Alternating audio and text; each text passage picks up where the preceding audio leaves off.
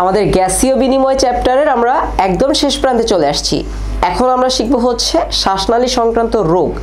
So যে কোনো চ্যাপ্টারে আমরা যেহেতু অলরেডি ফুসফুস সম্পর্কে একটা ডিটেইলড একটা ধারণা পেয়ে গেছি, সো এর পরবর্তীতে আমাদের কি আসবে, ফুসফুস আসলে কি রোগ হয় বা কোন রোগগুলা হলে বুঝবো যে ফুসফুসে আমাদের একটু সমস্যা হচ্ছে। সো শ্বাসনালী সংক্রান্ত রোগ, এটা শুরু করার প্রথমে যেটা বলবো, আমরা এখানে টোটালি 5টা রোগ সম্পর্কে বলবো। তার আগে দেখো এখানে একটা ছবি আছে, ছবিটা কি শ্বাসনালী সংক্রান্ত রোগ এবং একটা ফুসফুস দেয়া আছে। ফুসফুসের উপরে ফুসফুস আসলে সিগারেট খাচ্ছে। ওকে, ফুসফুস যদি সিগারেট খায়, ফুসফুসের পার্টগুলো কালো কালো হয়ে গেছে। সো ফুসফুস তুমি যদি সুস্থ রাখতে চাও বা আমরা যদি আমাদের ফুসফুসটাকে ভালো হেলদি রাখতে চাই, প্রথমে আমাদেরকে যেটা করতে হবে, আমাদেরকে ধূমপান মদ্যপান এই দুইটা জিনিস ত্যাগ করতে হবে। প্রথমত আমাদেরকে অবশ্যই ধূমপান ত্যাগ করতে হবে এবং দ্বিতীয়ত মদ্যপান ত্যাগ করতে হবে। আমরা যদি আমাদের এই ধূমপান এবং মদ্যপানকে কন্ট্রোল করে ফেলি, তাহলে আমাদের ফুসফুস দেখা যাবে যে প্রায় 50% ভালো হয়ে গেছে। শুধুমাত্র ধূমপান এবং মদ্যপান করলেই যে ফুসফুস খারাপ হবে বিষয়টা আবার সেটাও না, এইটা প্রায় 50% ফুসফুস ড্যামেজের জন্য দায়ী। এছাড়াও আমরা এখন দেখবো আস্তে আস্তে যে কোন কোন বিষয়গুলোর কারণে আমাদের ফুসফুস আসলে ড্যামেজ হয়। সো আমরা যেটা বললাম, আমরা এই চ্যাপ্টারে টোটাল 5টা রোগ সম্পর্কে পড়বো। 5টা রোগ কি কি? প্রথমটা আমরা পড়বো হচ্ছে অ্যাজমা সম্পর্কে। সো অ্যাজমা বা হাঁপানি, এই সম্পর্কে আমরা ছোটবেলা থেকে অনেকেই শুনেছি, বিভিন্ন পরিবারে আমাদের অনেকের অ্যাজমা রোগী আছে। তো অ্যাজমা হলে আসলে কি হয়, কি কারণে হয়, প্রতিকারের উপায় কি এবং প্রতিরোধের উপায় কি, আমরা সেটাই এখন জানার চেষ্টা করব। আমরা এর পরবর্তীতে ব্রঙ্কাইটিস সম্পর্কে একটু ধারণা নেওয়ার চেষ্টা করব যে ব্রঙ্কাইটিস কি, কেন হয়, হলে কিভাবে আমাদেরকে প্রতিকার পেতে হবে। এর পরবর্তীতে আমরা নিউমোনিয়া সম্পর্কে জানবো। নিউমোনিয়া ছোটবেলা থেকে এটা মূলত বৃদ্ধ এবং বয়স্কদের, মূলত বয়স্ক এবং শিশুদের ক্ষেত্রে প্রচুর বেশি পরিমাণে হয়।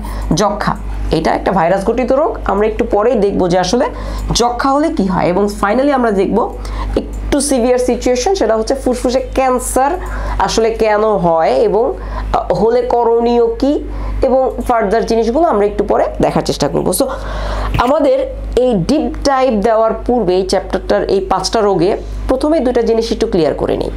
একটা হচ্ছে প্রতিকার এবং একটা হচ্ছে প্রতিরোধ। এই দুইটা টার্ম নিয়ে আমাদের খুবই কনফিউশন আছে। প্রতিকার কি এবং প্রতিরোধ কি, আমরা দুইটা গুলায় ফেলাই। একটু মনে রাখবো, একটু ভালো করে বুঝবো, তাহলে আশা করি গুলাবে না। তোমার রোগ হয়ে গেছে, তুমি এখন কি করবা? তুমি এখন যা করবা সেটা হচ্ছে প্রতিকার। তুমি চাও তোমার রোগই হবে না, তার জন্য সারা বছর যা করবা সেটা হচ্ছে প্রতিরোধ। সো প্রতিকার কি, রোগ হয়ে যাওয়ার পরে যে সকল স্টেপগুলো আমরা নেই সেটা হচ্ছে প্রতিকার।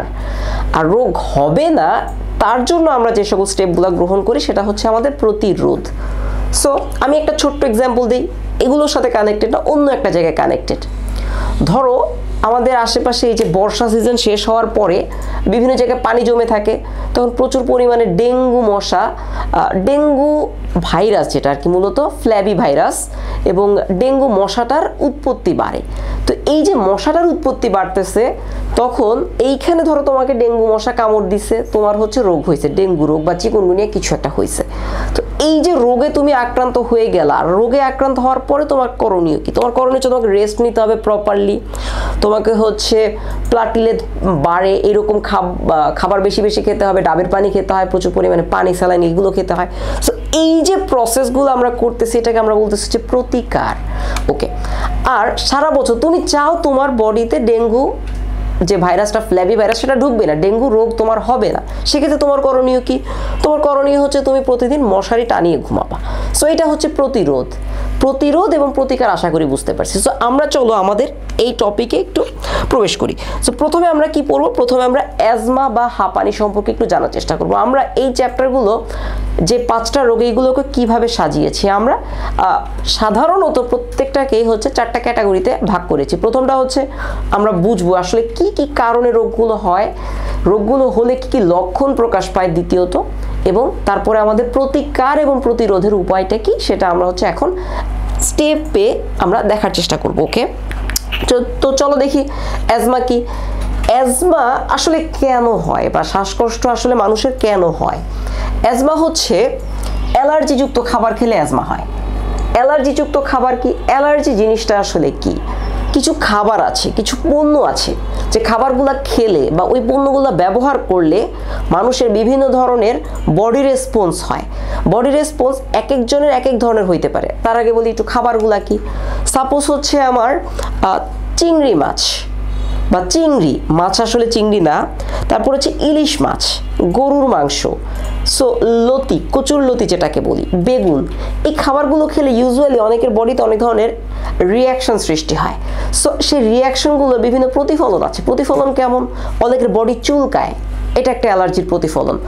অনেকে প্রচুর পরিমাণে হাঁচি দেয়, সেটা একটা অ্যালার্জির বহিঃপ্রকাশ। অনেকের ক্ষেত্রে দেখা যায় সর্দি লেগে যায়, সেটাও একটা অ্যালার্জির বহিঃপ্রকাশ। সর্দি অনেক সময় অ্যালার্জির বহিঃপ্রকাশ হয়। আবার অনেকের দেখা যায় যে বিভিন্ন কারণে বিভিন্ন ধরনের অনেক কিছু হতে পারে, যে শরীরের মধ্যে চুলকানোর মতো ভাব সৃষ্টি হচ্ছে। সো অ্যালার্জি মূলত যে সকল খাবারগুলো খেলে অ্যালার্জি বাড়ে, সেই খাবারগুলো আমরা যদি নিয়মিত পরিমাণে খাই তাহলে হচ্ছে আমাদের সাধারণত এই অ্যাজমা বা হাঁপানি হয়ে থাকে। ইউজুয়ালি অ্যাজমা বা হাঁপানি একটা অনেকটা জেনেটিক রোগও বলা যায়, যে বংশের মধ্যে যদি কারো অ্যালার্জি বা হাঁপানি থাকে, ইউজুয়ালি যে কোনো একজনে দেখা যায় অ্যালার্জি বা হাঁপানি হয়েছে।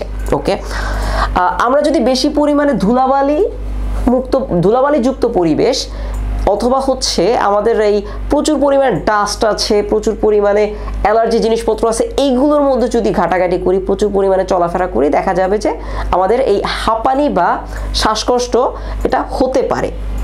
আমাদের ঋতু পরিবর্তনের সময় অ্যালার্জি, আমাদের এই হাঁপানি হওয়ার একটা হাঁপানির সম্ভাবনা অনেকটা বেড়ে যায়। এর কারণটা কি? যখন ঋতু পরিবর্তন হয়, সাপোজ মনে করো বর্ষাকালে কি হয়? প্রচুর পরিমাণে পানি পড়ে। সো সারা বছর যে জায়গাগুলো হচ্ছে ড্রাই হয়েছিল, বর্ষাকালে ওই জায়গাটা পুরো কাদাময় হয়ে যায়। কাদাময় হওয়ার পরে যখন বর্ষাটা শেষ হয়ে যায়, বর্ষা ঋতুটা যখন শেষ হয়, আমরা জানি কি বর্ষার পর আস্তে আস্তে শীতের একটা প্রাদুর্ভাব বাড়ে। সো যখন শীতটা শুরু করে, শীতের ড্রাই সিজন, সো আমার যে কাদাগুলো হয়ে গেছে, কাদাগুলো থেকে পানি প্রচুর পরিমাণে সরে যাচ্ছে, যার কারণে কাদাগুলো ডাস্টে পরিণত হয়ে যায়। তখন আমরা যখন শ্বাস প্রশ্বাস নেই, এই যে ডাস্টটা সেটা আমাদের ভিতরে প্রবেশ করে এবং ফুসফুসে প্রবেশ করে, তখনই আমাদের দেখা যায় যে আমাদের অ্যাজমা বেড়ে যাওয়ার একটা সম্ভাবনা থাকে। একই সাথে ধরো এই যে শরতের দিকে কি হয়? কাশফুল হয় প্রচুর। সো কাশফুলের যে ডাস্ট বা কাশফুলের যে পোলেন বা পরাগরেণু ঋতু পরিবর্তনের সময়, এটা হচ্ছে আমাদের শ্বাসের মাধ্যমে হচ্ছে ফুসফুসে প্রবেশ করে এবং তখন আমাদের অ্যালার্জি হতে পারে। সো এই কারণগুলোর কারণে বা জন্য আমাদের হচ্ছে অ্যাজমা আমাদের হয়ে থাকে সচরাচর। এখন বিষয় হচ্ছে আমি আসলে বুঝবো কিভাবে আমার অ্যাজমা হয়েছে। সো এটা বোঝার জন্য প্রথমে হচ্ছে খেয়াল করো, আমাদের হঠাৎ শ্বাসকষ্ট বেড়ে যাবে। আমাদের শ্বাস নিতে কষ্ট হওয়াটা হচ্ছে অ্যালার্জির প্রথম একটা আমাদের এই অ্যাজমা বা হাঁপানির প্রথম একটা লক্ষণ। শ্বাস নিতে কষ্ট হয়, আমাদের শ্বাস নিতে কষ্ট হবে। আরেকটা বিষয়, আমাদের যখন অনেক সময় অনেকের কাশি হয়, কাশির পরে অনেকের বিভিন্ন ধরনের আওয়াজ আমরা ফুসফুসে খেয়াল করবো। অনেক সময় ঘর আওয়াজ হয়, অনেক সময় সাই আওয়াজ হয়। সো আওয়াজগুলোর স্ট্রাকচার অ্যানালাইসিস করে অনেক সময় বলা যায় যে এই রোগীটার এটা হয়েছে। সো কি টেস্ট করানোর জন্য একটা সাজেশন দেওয়া যাইতে পারে। সো এখানে দেখো, হঠাৎ শ্বাসকষ্ট বেড়ে যাবে, কাশতে কাশতে ঠোঁট নীল হয়ে যাওয়ার একটা সম্ভাবনা থাকে। গলার শিরায় যে এইখানের যে গলাগুলো আছে, রগগুলো আছে বা নালীগুলো আছে, এগুলো ফুলে যেতে পারে। ওকে, বুকের ভিতর সাই আওয়াজ হয়। সো সাই আওয়াজ হচ্ছে আমার একটা বড় ইন্ডিকেটর যে অ্যাজমা বা হাঁপানি হওয়ার একটা সম্ভাবনা আছে। ওকে, কাশির সাথে কখনো কখনো সাদা কফ বের হয়। সো এটা খুবই স্বাভাবিক, এটা বিভিন্ন রোগের এই সাদা কফ বের হওয়ার একটা সম্ভাবনা থাকে। সাধারণত জ্বর থাকে না, এটা ইম্পর্টেন্ট। ওকে, কাশি আছে আমার, জ্বর আসলে তেমন একটা নাই এবং বুকে তেমন একটা ব্যথা নাই, এই জিনিসগুলো একটু খেয়াল রাখবো। কাশি আছে, শ্বাস নিতে কষ্ট হচ্ছে, প্রচুর কষ্ট হচ্ছে, কিন্তু জ্বরও নাই, বুকে ব্যথাও কম, সেক্ষেত্রে অ্যাজমা হওয়ার সম্ভাবনা বেশি। আর সিম্পল এই জিনিসগুলো হলে অবশ্যই রোগী দুর্বল হয়ে পড়বে। এই লক্ষণগুলো দেখলে আমরা বুঝতে পারবো একটা রোগীর অ্যাজমা বা হাঁপানি হয়েছে। এখন বিষয় হচ্ছে, যদি অ্যাজমা হয়ে যায় তখন করণীয় কি? করণীয় প্রথম বিষয় যেটা হচ্ছে, আগে অ্যানালাইসিস করার চেষ্টা করবো যে অ্যাজমা হয়েছে কিনা। 2-1 দিন অপেক্ষা করবো, 3 দিন পর্যন্ত অপেক্ষা করাটা শ্রেয়। কারণ এমন হইতে পারে আমার নর্মাল সর্দি কাশি হয়েছে। সো নর্মাল সর্দি কাশি হলেই যে আসলে ডাক্তারের কাছে যেতে হয়, বিষয়টা এরকম না। যে কোনো রোগের ক্ষেত্রে আমরা চেষ্টা করবো 2 দিন বা 3 দিন বাসায় একটা প্রাইমারি ট্রিটমেন্ট করার। যদি সিভিয়ার সিচুয়েশন হয়ে যায়, সেক্ষেত্রে 2-1 দিনের মধ্যে আমরা ডাক্তারের কাছে যেতে পারি। বাট খুব বেশি অবস্থা শোচনীয় না, সেক্ষেত্রে যেটা করণীয়, 3 দিন পর্যন্ত আমরা বাসায় চেষ্টা করবো, বাসায় প্রাথমিক ট্রিটমেন্ট নেওয়ার। এবং তারপরে যদি দেখি যে না বিষয়টা কমছে না, তখন সেক্ষেত্রে আমাদের প্রথমে যে করণীয় সেটা হচ্ছে আমরা ডাক্তারের শরণাপন্ন হব, ডাক্তারের কাছে যাব এবং ডাক্তার যে পরামর্শ আমাকে দিবে বিভিন্ন টেস্টের ফলে সেই পরামর্শগুলো আমরা মেনে চলব। এবং এখানে বিষয়টা হচ্ছে যে আমাদের যখন শ্বাসকষ্টটা বেড়ে যাবে তখন করণীয় কি, তখন বেশ কিছু স্টেপ আমার নেওয়া প্রয়োজন। প্রথম বিষয় হচ্ছে অ্যালার্জিযুক্ত খাবার যেগুলো খাইলে অ্যালার্জি হয় সে খাবারগুলো আমরা প্রথমে বাদ দিয়ে দিব, যে খাবো না। দ্বিতীয় বিষয় হচ্ছে যে আমাদের যে সকল পোশাক পরলে পশমগুলো উঠতে পারে পোশাক থেকে, একটু উল টাইপের পোশাক যেগুলোর ফলে নাকে মুখে গেলে আমার শ্বাসকষ্ট বেড়ে যাবে, সেগুলো আমরা করব না। এবং অবশ্যই হচ্ছে যে ধুলাবালি মুক্ত পরিবেশে থাকতে হবে, বাসস্থান যে কাজ করছি যেখানে সেখানের পরিবেশটা খুব ভালো করতে হবে, তাহলেই দেখা যাবে যে অ্যাজমাটা ডাক্তারের পরামর্শ মতো একটু কমে আসবে। প্রতিরোধের ক্ষেত্রে আমরা কি করতে পারি?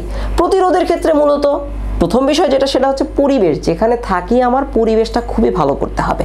সো পরিবেশটা ভালো করার পরে আমাদের অবশ্যই একটা জিনিস, যাদের ক্ষেত্রে অ্যাজমাটা হয়ে যায়, যাদের ক্ষেত্রে অ্যাজমাটা হয় তাদের শ্বাসকষ্ট যে কোনো সময় সিভিয়ার একটা মানে খুব মারাত্মক একটা জটিল অবস্থায় চলে আসতে পারে। তখন করণীয় কি? তখন ডাক্তার অনেক সময় অবস্থার সিচুয়েশনের ইন্টেন্সিটি বুঝে ডাক্তার অনেক সময় ইনহেলার দেয়, ওই যে আমরা মুখের মধ্যে পাম্প করি, একটা ঔষধ পাম্প করি, তখন হচ্ছে যে শ্বাসকষ্টটা একটা কন্ট্রোলে চলে আসে। সো যাদের ক্ষেত্রে এরকম হাঁপানি আছে যে ডাক্তার হচ্ছে তাকে অ্যালার্জি এই অ্যাজমার জন্য হচ্ছে ইনহেলারটা দিয়েছেন, তাদের ক্ষেত্রে প্রতিরোধের ক্ষেত্রে প্রথমেই এই ইনহেলারটা তার সবসময় সাথে রাখা উচিত। যে কোনো জায়গায় গেলে ব্যাগের কোনায় অবশ্যই ইনহেলারটা থাকা উচিত, কারণ এক্স্যাক্টলি কখন কোন পরিবেশে কোন সিচুয়েশন হয় বলা যায় না।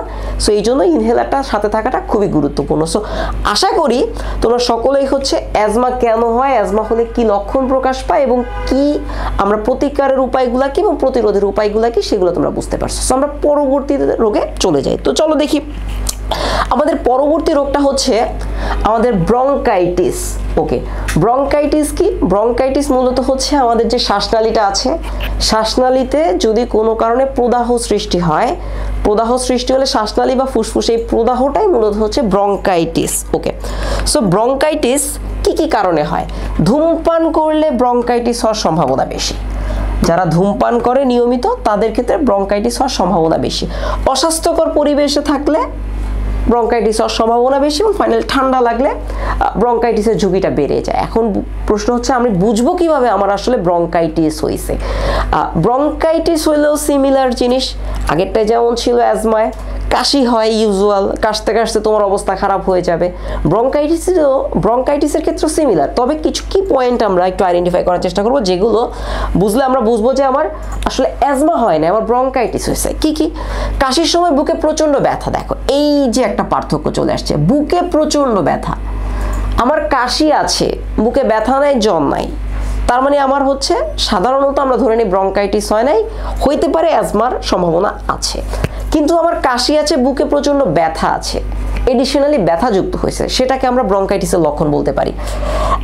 হাঁপানি হলে যেটা হয়, তুমি আসলে খাবার খেতে তোমার খুব বেশি অসুবিধা হওয়ার কথা না, খুব একটা হয় না, কিন্তু ব্রঙ্কাইটিস হলে তোমার শক্ত খাবার খেতে খুবই কষ্ট হবে, তুমি আসলে শক্ত খাবার ইনটেক করতে পারবে না, তো শক্ত খাবার খেতে অসুবিধা। আর কাশির সাথে কফ এটা হতেই পারে। সো এটা ব্রঙ্কাইটিসের ক্ষেত্রে আলাদা করে তেমন কিছু নাই। আর অনেক সময় দেখা যায় যে টানা ক্রনিক দীর্ঘমেয়াদী, ক্রনিক শব্দের অর্থ মানে হচ্ছে দীর্ঘমেয়াদী ব্রঙ্কাইটিস হয়েছে অনেকে। এটা কিভাবে বুঝবো আমরা? ওকে, ধরো তোমার হচ্ছে টানা 3 মাস যাবত কাশি থামতেছে না, সো ডাক্তারের কাছে গেছো, টিবি টেস্ট করছো, আমরা একটু পরে পড়বো যক্ষা বা টিবি, তুমি টিবি টেস্ট করছো, টিবি টেস্ট নেগেটিভ, সবই ঠিক আছে কিন্তু কাশি থামছে না। তো সেক্ষেত্রে দেখা গেল যে কোনো কারণে 3-4 মাস পরে থেমে গেছে, এইটা 1 বছর পরে আবার হয়েছে, আবার 3-4 মাস গেল, এরকম করতে করতে পরপর 2 বছর যদি হয়, সেক্ষেত্রেও মোটামুটি এটা ক্রনিক ব্রঙ্কাইটিস বা দীর্ঘমেয়াদী ব্রঙ্কাইটিসের একটা সম্ভাবনা থাকে।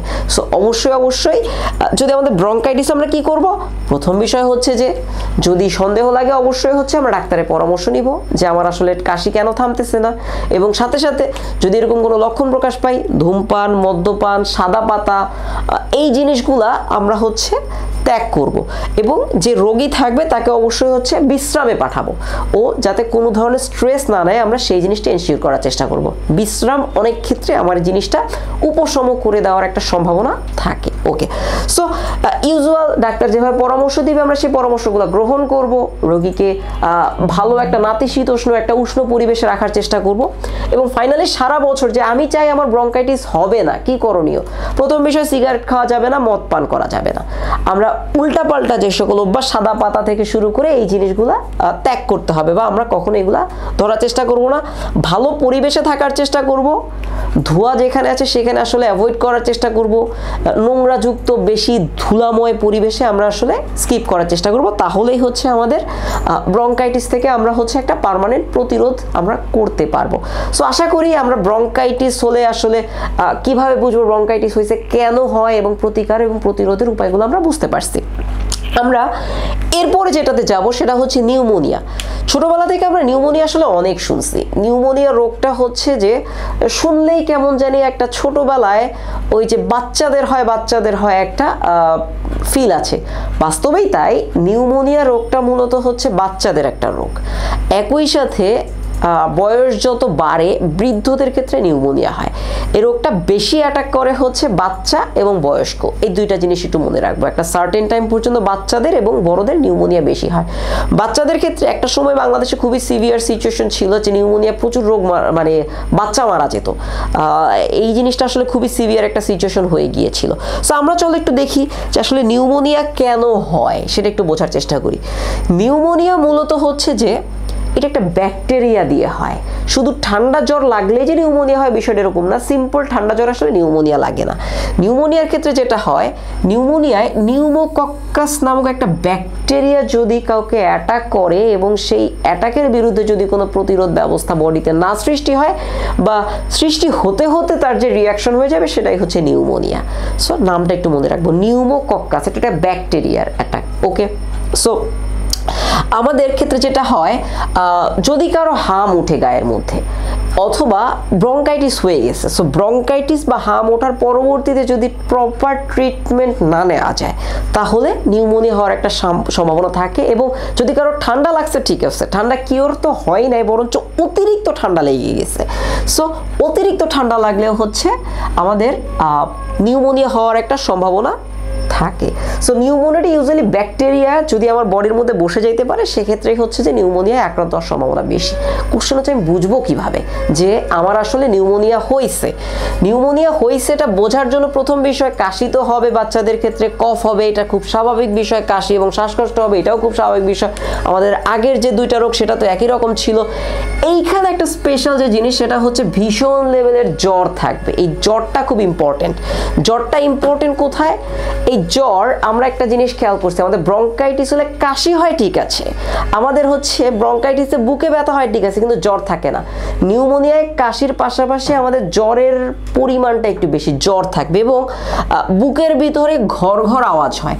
সেই ঘর ঘর আওয়াজে আমরা আসলে বুঝতে পারবো যে বাচ্চাদের হয়তো বা বৃদ্ধদের ক্ষেত্রে নিউমোনিয়া হচ্ছে। জ্বর, কাশি আছে, ইউজুয়ালি জ্বর আছে, তো নর্মালি আমাদের ক্ষেত্রে কি ঋতু পরিবর্তনের সময় বা অতিরিক্ত ঠান্ডা লাগলে যে কোনো সময় হইতে পারে আমাদের হচ্ছে যে 2 দিন 3 দিন ঠান্ডা জ্বর কাশি হইতে পারে। যেমন আমি এখন যখন ভিডিওটা রেকর্ড করতেছি আমারও আসলে একটা নর্মাল ঠান্ডা জ্বর হয়েছে, কিন্তু এটা 2 দিন 3 দিন অটোমেটিক্যালি সেরে যায়। যেমন আমি অলরেডি সারার পথে, কাশিটাও কমে আসতেছে বা হচ্ছে আমার জ্বরটাও কমে যাচ্ছে।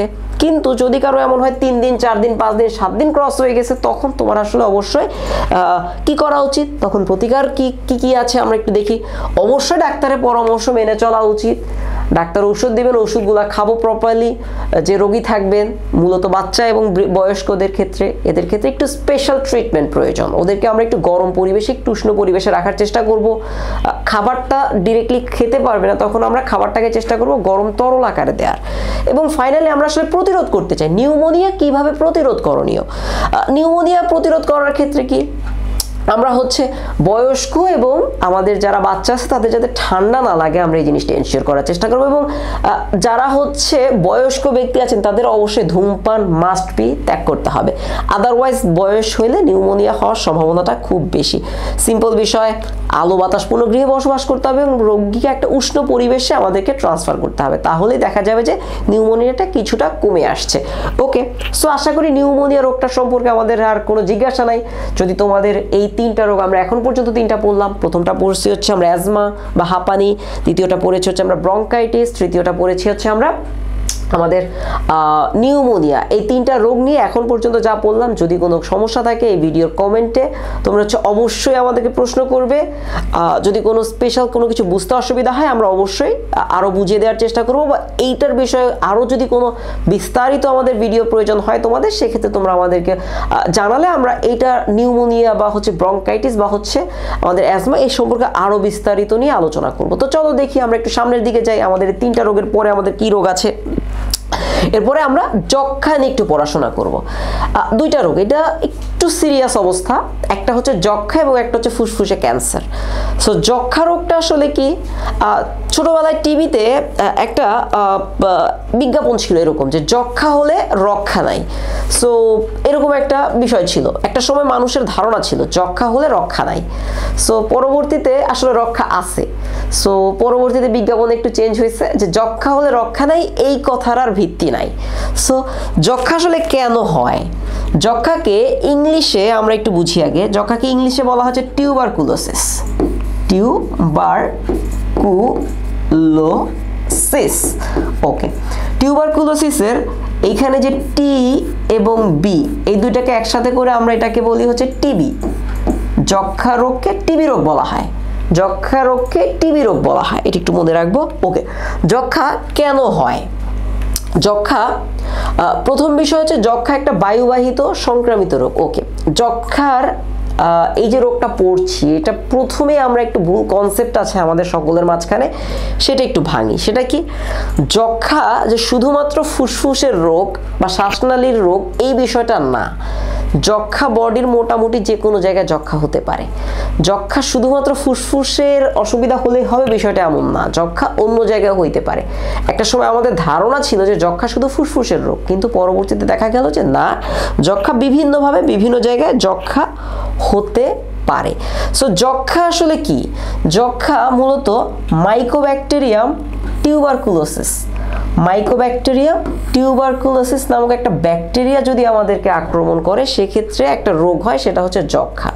মূলত ইউজুয়ালি আমাদের যদি ঠান্ডা লাগে তখন ফুসফুসে পানি জমে এবং সেই পানিতে যদি কোনো কারণে মাইকোব্যাকটেরিয়াম টিউবারকুলোসিসটা গ্রো করতে পারে, সেই পানিটাকে যদি এই মাইকোব্যাকটেরিয়াম টিউবারকুলোসিস খাদ্য হিসেবে গ্রহণ করে তখনই আসলে যক্ষা হয়। ইনফেকশন ক্রিয়েট হলেই তখন আসলে যক্ষা হয়।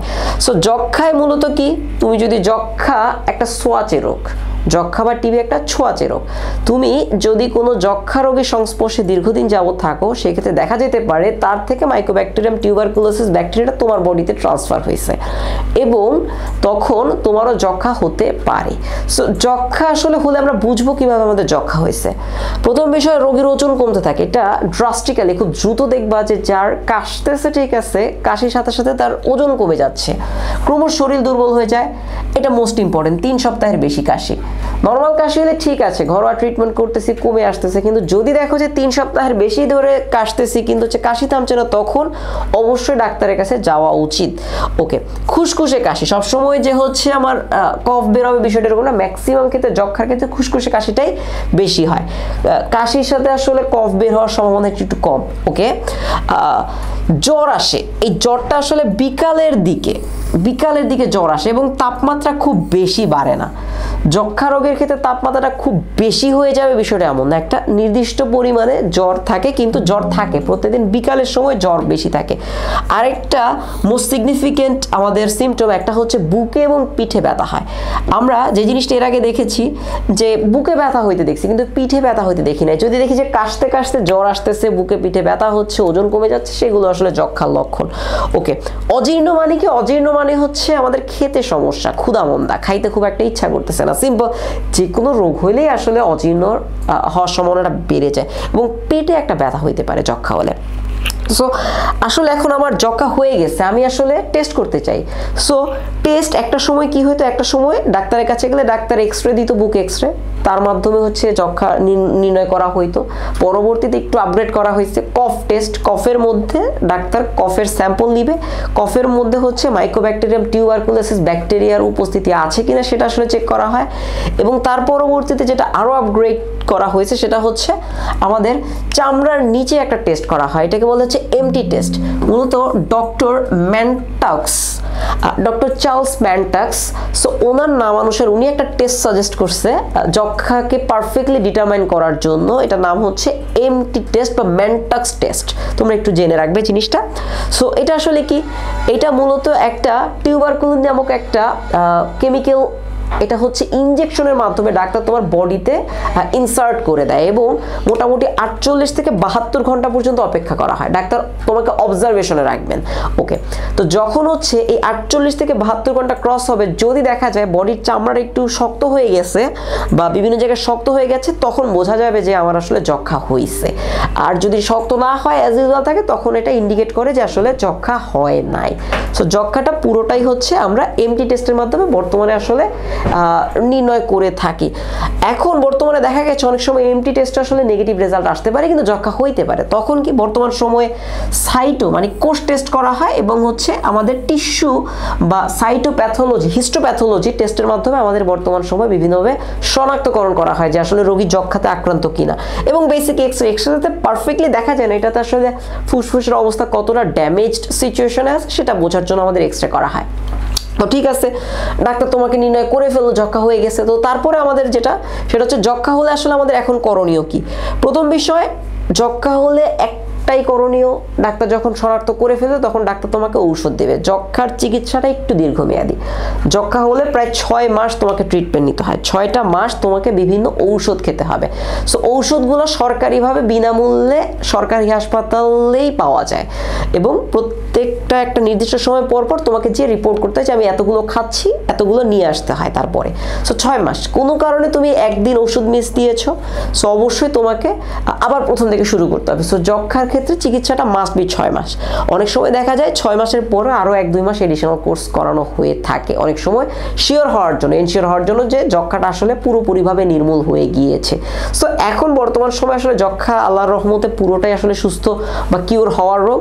সো অবশ্যই দেরি করবো না, যে কোনো উপশম দেখা দিলে অবশ্যই একটু ডাক্তারের কাছে যাওয়ার চেষ্টা করবো। এবং যেহেতু বিনামূল্যে চিকিৎসা, আমাদের আর সমস্যা কি।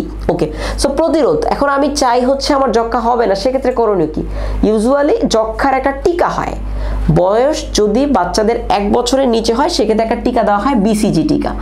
এখন বিষয়টা হচ্ছে যে বিসিজি টিকা দেওয়া মানেই এটা না যে আমার কখনোই আর যক্ষা হবে না, এটা সম্পূর্ণ ভুল ধারণা। ওকে, বিসিজি দেওয়ার পর একটা সার্টেন টাইম পরে টিকার কার্যকারিতা নষ্ট হয়ে যেতে পারে এবং যক্ষা আক্রান্ত হতে পারে। সো বিসিজি টিকা দিলেই যে আমি আসলে নিশ্চিন্ত হয়ে যাব যে না আমার আসলে যক্ষা হবে না, এইরকম আসলে কোনো ধারণা করা যাবে না। বিসিজি টিকা দেওয়ার পরেও আমাদেরকে হচ্ছে সচেতন থাকতে হবে। সচেতনতা কি, ইউজুয়ালি আমরা সুস্থ পরিবেশে থাকার চেষ্টা করব, ভালো পরিবেশ থাকার চেষ্টা করব, যক্ষা রোগীর সাথে সাথে যে যক্ষা রোগী হবে তার থেকে একটু আলাদা থাকার চেষ্টা করব। কিভাবে, তাকে অবশ্য আইসোলেট বলতে এরকম না যে যাও তোমাকে চিনি না, এরকম করা যাবে না। কি করতে হবে আমাদেরকে, সে যে সকল থালা বাসনে খাবে সেগুলো একটু আলাদা করে দিতে হবে।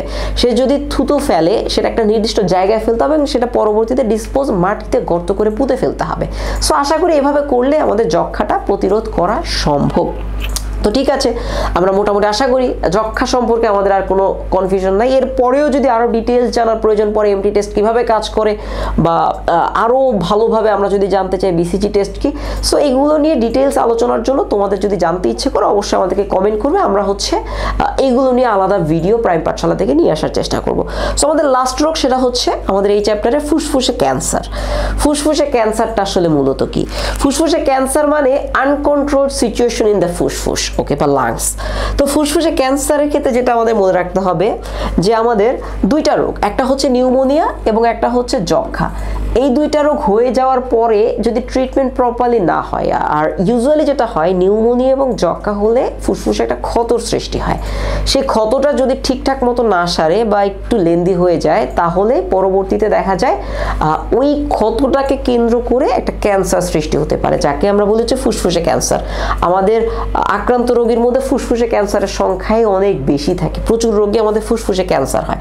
কারণটা কি? বড় একটা কারণ হচ্ছে ধূমপান। ফুসফুসে ক্যান্সারের বড় কারণ হচ্ছে ধূমপান, এবং অস্বাস্থ্যকর পরিবেশে থাকলে ফুসফুসে ক্যান্সারের সম্ভাবনা অনেকটাই বেড়ে যায়। বুঝবো কিভাবে ফুসফুসে ক্যান্সার হয়েছে? খুব সিম্পল, দীর্ঘদিন যাবত ফুসফুসে কাশি এবং বুকে ব্যথা। সো ইউজুয়ালি বাকিগুলোর মতোই নর্মালি যে কোনো কাশি হলে একটু যদি লেন্দি করে, অবশ্যই 3 সপ্তাহের বেশি হলে আমাদের আসলে ডাক্তারের শরণাপন্ন হওয়া উচিত। ডাক্তার তোমাকে বুঝে হচ্ছে আলটিমেটলি চিকিৎসাটা দিবেন। ওকে, হাঁপানি এবং ঘন ঘন জ্বর হয়, ভগ্নস্বর, ওজন হ্রাস এবং ক্ষুধামন্দা ইউজুয়াল আগেরগুলোর মতোই, যেহেতু কি ডিরেক্টলি ফুসফুসে ক্যান্সার হয় না, হয় আগে নিউমোনিয়া অথবা হচ্ছে আমাদের যক্ষ্মাটা হয়ে তারপর ইউজুয়ালি দেখা যায় যক্ষ্মার দিকে, মানে আমাদের ফুসফুসে ক্যান্সারের দিকে যাবে। বারবার ব্রঙ্কাইটিস বা নিউমোনিয়া হওয়া বারবার হচ্ছে, মানে তোমার অবশ্যই ডাক্তারের পরামর্শ নেওয়া উচিত। সো প্রতিকারের ক্ষেত্রে আমরা কি করব? অবশ্যই ডাক্তারের পরামর্শ, এবং ডাক্তারের পরামর্শ গ্রহণের পর ডাক্তার আমাকে অনেক সময় রেডিয়েশন থেরাপি দিতে বলবেন। অনেক সময় থেরাপিতে প্রপারলি 100% কিওর হওয়া যায় না, কিন্তু তুমি যদি তাড়াতাড়ি আর্লি ডিটেক্ট করতে পারো যে তোমার ফুসফুসে ক্যান্সার হয়েছে বা একটা রোগীর ফুসফুসে ক্যান্সার হয়েছে, সেক্ষেত্রে ফুসফুসে এই রোগীটা দীর্ঘদিন বেঁচে থাকতে পারে, কিন্তু আসলে পুরোপুরি সুস্থ হয়ে যাওয়াটা আসলে এটা আসলে বলা যায় না যে পুরোপুরি সুস্থ হবে কিনা, বাট রোগী বেশি দিন সার্ভাইভ করতে পারে। প্রতিরোধের ক্ষেত্রে কি অ্যাজ ইউজুয়ালি আমরা বাকি যে রোগগুলো যাতে না হয় সেটা খেয়াল রাখবো, বদ অভ্যাস ত্যাগ করব। আশা করি তাহলেই হচ্ছে ফুসফুসে ক্যান্সারের ঝুঁকি অনেকটাই কমে যাবে। তো ধন্যবাদ। আশা করি আমাদের যে 5টা রোগ ফুসফুসের ক্ষেত্রে কি আমরা পড়লাম, একটা হচ্ছে অ্যাজমা বা শ্বাসকষ্ট, হাঁপানি, দ্বিতীয়ত আমরা পড়লাম হচ্ছে ব্রঙ্কাইটিস, তৃতীয়ত আমরা পড়লাম নিউমোনিয়া, তারপরে আমরা পড়লাম যক্ষ্মা, এবং ফাইনালি হচ্ছে আমাদের ফুসফুসে ক্যান্সার। সো আশা করি তোমরা 5টা রোগ সম্পর্কে বুঝেছো। এই প্লেলিস্টটা আমরা আসলে এই রোগের সাথে এখানে শেষ করছি। যদি তারপরেও তোমাদের কোনো কনফিউশন থাকে, তোমরা অবশ্যই আমাদেরকে কমেন্ট বক্সে জানাবে। প্রাইম পাঠশালা দেখে প্রত্যেকটা বিষয় আমরা ডিটেলস আরও ভিডিও নিয়ে আসার চেষ্টা করব। ধন্যবাদ সকলকে। আল্লাহ হাফেজ।